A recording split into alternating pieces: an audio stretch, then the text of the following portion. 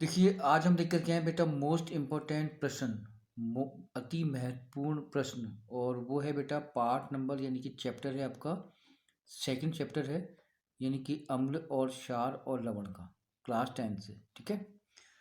इसी क्रम के अंदर बेटा आज हम इस वीडियो में केवल हम 4 प्रश्नों को लेकर के आए हैं। काफ़ी सारे मोस्ट हैं और सारे प्रश्न बेटा सम्मिलित करने के हैं। जैसे कि एग्जाम्पल फॉर आपके सामने एक पहला प्रश्न दिया हुआ है। ठीक है। और बेटा बोर्ड में इसी प्रकार के प्रश्न आते हैं इस पार्ट में से। पहला प्रश्न है कि निम्नलिखित को सम्मिलित कीजिए, यानी कि आपको मिलाना है।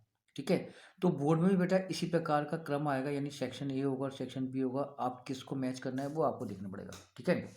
अब अपन देखते हैं बेटा इसमें जो पहला प्रश्न है इसमें जो सेक्शन ए के अंदर पहला है टूटी हड्डियों को जोड़ने में। मैंने इसको पूरा लिखा नहीं है। टूटी हड्डियों को जोड़ने में, सोडा अम्ल में, जल को मृदु करने में, और खाने को सीख पकाने में, और जल की को शुद्धिकरण में। अब देखो, अब देखते हैं अपन सबसे पहला टूटी हड्डियों को जोड़ने में बेटा अपन प्लास्टर ऑफ पेरिस को काम लेते हैं, प्लास्टर ऑफ पेरिस। लेकिन यहाँ पर बेटा मैंने हिंदी में नहीं लिखा, यहाँ पर अणुसूत्रों के द्वारा मैंने रिप्रेजेंट किया है। तो आपको मालूम है कि जो पीओपी होता है उसको बेटा कैल्शियम सल्फेट और अर्धहाइड्रेट भी कहते हैं। और इसका होता है अणुसूत्र CaSO4.1/2H2O। तो इसका मतलब है कि अपना जो मिलान होगा बेटा CaSO4.1/2H2O। तो यानी कि आपको टूटी हड्डियों को जोड़ने में पीओपी या कैल्शियम सल्फेट अर्धहाइड्रेट का उपयोग किया जाता है, जो कि मैं यहाँ पर लिख चुका हूँ। ठीक है। यानी कि आप टूटी हड्डियों को जोड़ने में पीओपी का उपयोग करते हैं या फिर कैल्शियम सल्फेट अर्धहाइड्रेट का उपयोग करते हैं, जिसका होता है अणुसूत्र CaSO4 1/2H2O। ठीक है। सोडा अम्ल बनाने में किसका उपयोग किया जाता है? यह है CaOCl2 यानी कि कैल्शियम ऑक्सीक्लोराइड, जिसको बोलते हैं अपन व्यंजक चूर्ण। यहाँ बेटा है NaSCO3 यानी सोडियम हाइड्रोजन कार्बोनेट, यानी खाने का सोडा। यानी आपको मालूम है कि अपन को मोस्टली क्या है कि खाने का सोडा ही, यानी कि बेकिंग सोडा जिसको बोलते हैं, उसी का उपयोग बेटा अपन सोडा वाटर बनाने में करते हैं। यहाँ पर मैंने इसको मैच कर दिया। ठीक है। चलिए नेक्स्ट आते हैं अपन जल को मृदु करने में, यानी कि जल की स्थायी कठोरता दूर करने में हम धोने का सोडा काम लेते हैं। क्या का सोडा बेटा? धोने का। तो ये तो बेटा व्यंजक चूर्ण है। तो इसके लिए अपन यूज़ करते हैं सोडियम कार्बोनेट और 10H2O। यानी अपने को लेना पड़ेगा, इसको मैच करेंगे बेटा यहाँ से। ठीक है। यानी सोडियम कार्बोनेट से, जिसको बोलते हैं धोने का सोडा। ठीक है। खाने को शीघ्र पकाने में, अब खाने को शीघ्र पकाने में हम, आपको मालूम है कि हम बेकिंग सोडे का यानी कि मीठे सोडे का उपयोग करते हैं, और उसका होता है अणुसूत्र NaHCO3। यानी मैंने यहाँ पर 2 बार लिख दिया, एक बार यहाँ पर सोडा वाटर के लिए और यहाँ पर एक शीघ्र पकाने के लिए, लेकिन दोनों में से बेटा आपके बोर्ड में एक ही आएगा। तो इसको मैच करेंगे बेटा यहाँ पर। ठीक है। अब एक बच गया, यानी कि जल के शुद्धिकरण में तो आपको मालूम है कि व्यंजक चूर्ण का ही उपयोग होता है, जो कि मैं यहाँ पर मैच कर चुका हूँ CaOCl2 यानी कैल्शियम ऑक्सीक्लोराइड। ये बेटा इस प्रकार के प्रश्न आएंगे बोर्ड में। ठीक है। अब देखते हैं दूसरा प्रश्न। ये बेटा अम्लों के ऊपर आधारित है। ठीक है। अब आप देखो, प्रबल अम्ल, दुर्बल क्षार, दुर्बल अम्ल, प्रबल क्षार, सिरका, चींटी का डंक, दूध यानी खट्टा दही, और इमली किससे मैच करेगा? टार्ट्रिक अम्ल, CH3COOH जिसको बोलते हैं अपन एसिटिक अम्ल, H2SO4 लैक्टिक अम्ल, एसिटिक अम्ल। राइट बेटा। चलिए, फिर है NaOH, यहाँ पे मेथेनोइक अम्ल और NH4OH। ठीक है। चलिए, सच होता है प्रबल अम्ल। प्रबल अम्ल मालूम है, वो होता है आपका H2SO4। यानी कि प्रबल होते हैं 3। एक तो H2SO होता है, एक बेटा HCl होता है, एक होता है बेटा HNO3। ये 3 अम्ल होते हैं। मैंने यहाँ पर एक ही लिखा है तो मैंने 3 लिख दिया यहाँ पर, यानी इसका मैचिंग बेटा इससे होगा। ठीक है। नेक्स्ट है आपका दुर्बल क्षार। दुर्बल क्षार, क्षार के पीछे लगता है OH। तो यानी कि कम पावरफुल है, तो आप इसको लगाएंगे NH4OH, यानी कि NH4OH है, वो आपका दुर्बल क्षार कहलाएगा। ठीक है। नेक्स्ट है आपका दुर्बल अम्ल। दुर्बल अम्ल मतलब बेटा एसिटिक अम्ल, जिसका मैंने यहाँ पे लिखा है अणुसूत्र CH3COOH। ठीक है। क्लियर हो गया?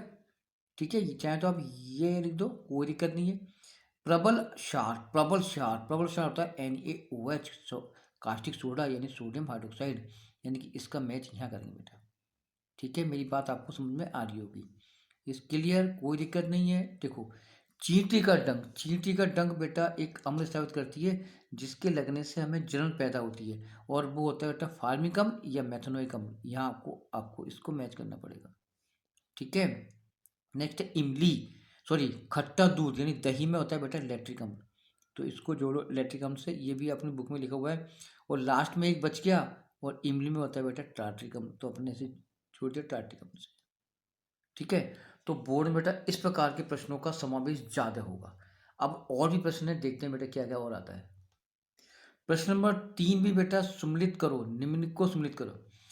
कृत्रिम सूचक, प्राकृतिक सूचक, गंधीय सूचक, CuO कैल कॉपर ऑक्साइड धात्विक ऑक्साइड, CO2 अधात्विक ऑक्साइड, एंटासिड ऑक्जेलिक अम्ल और NaHCO3। ठीक है, कृत्रिम सूचक कौन सा है? कृत्रिम सूचक होता है मेथिल ऑरेंज और फिनोप्थिलीन, यानी कि ये दो कृत्रिम सूचक है। ये तो है मेथिल ऑरेंज, एक फिनोप्थिलीन भी होता है, तो इसको मैच करेंगे बेटा यहाँ पर। ठीक है, नेक्स्ट देखो, नेक्स्ट आपका प्राकृतिक सूचक हल्दी और लिटमस पत्र है, तो आप जोड़ोगे इससे, तो यहाँ पे आ जाएगा लिटमस पत्र भी लिख लो बेटा, यहाँ पे आ जाएगा लिटमस पत्र। क्लियर है, कोई टेंशन तो होनी नहीं चाहिए। ठीक है, अब आता है गंधी सूचक। गंधी सूचक जैसे जिनकी गंधी सूचक की जो परिभाषा है कि वे पदार्थ जिनकी गंध अम्लीय और क्षारीय माध्यम में परिवर्तित हो जाती है उन्हें बेटा गंधी सूचक कहते हैं। और वो लौंग का तेल, बेसेंस, एक तो कटी प्याज है और लौंग का तेल, तो अपन इसको मैच करेंगे लौंग के तेल से। यहाँ पर आ गया आपका लौंग का तेल। ठीक है, नेक्स्ट है आपका धात्विक ऑक्साइड की प्रकृति कैसी होती है? होती क्षारकीय है, क्योंकि ये Cu है तो ये धातु है, पीछे जुड़ गया O, तो ये धात्विक ऑक्साइड हो गया, और उसको जोड़ेंगे अपन क्षारकीय से, क्योंकि इसकी प्रकृति क्षारकीय होती है। अब आता है CO2, ये अधात्विक ऑक्साइड है और इसकी प्रकृति बेटा अम्लीय होती है, तो अम्लीय प्रवृत्ति हो जाएगी। इनके पीछे बेटा प्रवृत्ति लिखना है। ठीक है, एंटासिड, एंटासिड होता है जो शरीर को नुकसान पहुंचाए बिना और अम्ल के प्रभाव को कम कर देता है, और वो है आपका मिल्क ऑफ मैग्नीशिया, जो यहाँ पर सूत्र अनुसार MgOH का होता है। अब आता है बेटा टमाटर, टमाटर का अंदर होता है ऑक्जेलिक अम्ल, ये सीधा से यहाँ जोड़ दो। अब लास्ट बच गया NaSCO3, वो दुर्बल असंसारक क्षारक है। ठीक है, ये आपके पूरे कंप्लीट हो गए। अब आते हैं नेक्स्ट प्रश्न नंबर 4, देखो बेटा ये भी इसी प्रकार का है, सम्मिलित करो। सेक्शन ए व्यंजक चूर्ण, सोडियम हाइड्रोजन कार्बोनेट, धोने का सोडा और CaSO4.1/2H2O। अब यहाँ बेटा इनके रासायनिक नाम दिए हुए हैं। व्यंजक चूर्ण क्या बोलते हैं? इससे इसका होता है अणुसूत्र होता है वैसा, जैसे CaOCl2 कैल्शियम ऑक्सीक्लोराइड, तो इसका मतलब है कैल्शियम ऑक्सीक्लोराइड, ये आपका यहाँ पर आ जाएगा, तो इसको मैच करेंगे यहाँ पर। ठीक है, अब आता है sodium hydrogen carbonate. Sodium hydrogen carbonate का अणुसूत्र होता है, ये होता है NaHCO3, तो आप देखो कहाँ मैच करेगा, ये बेटा मैच करेगा यहाँ पर। ठीक है, धोने का सोडा, इसका होता है Na2CO3.10H2O, तो इसका मतलब है कि ये मैच कर जाएगा यहाँ पर। अब आता है, इसको बोलते हैं कैल्शियम सल्फेट अर्धहाइड्रेट, तो ये आपका POP है, POP, तो POP मैच यहाँ पर कर जाएगा, इसे बोलते हैं बेटा POP। ये बेटा कुछ महत्वपूर्ण प्रश्न थे जो आपके लिए काफ़ी सारी हेल्प करेंगे। धन्यवाद।